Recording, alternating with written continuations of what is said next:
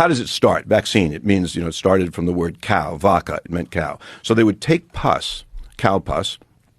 You don't want to waste that stuff.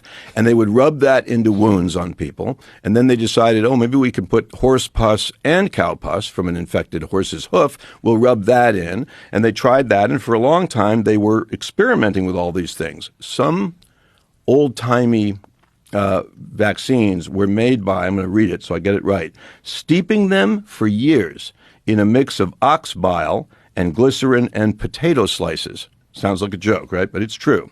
But science moved on, and it evolved to where vaccines included dried rabbit spinal cords, duck embryos, chicken blood, human bile, because you don't want to waste that, ground up rat spleens, and boiled pig skin. So that's old-time vaccines before we knew anything about anything. So let's switch to the modern-day vaccines, because obviously now we're real smart and we know a lot of stuff. Well, here is what's in your childhood vaccines right now.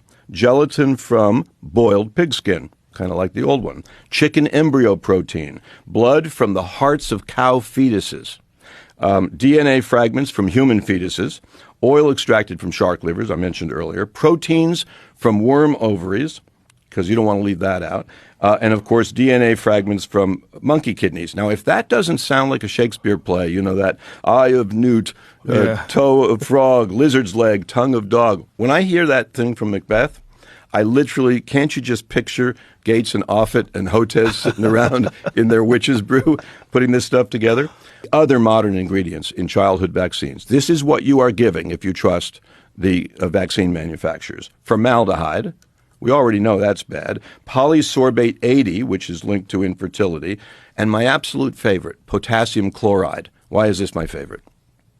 Because that is the chemical that is injected as the third injection in lethal injections by executioners. Now, admittedly, infants get far less of it than people who are executing, but we really want to be injecting any amount of that into human beings. Sodium borate, Triton X, that's what's in spermicides, and of course, until very recently, ethyl mercury. I don't want mercury injected into my kids, period.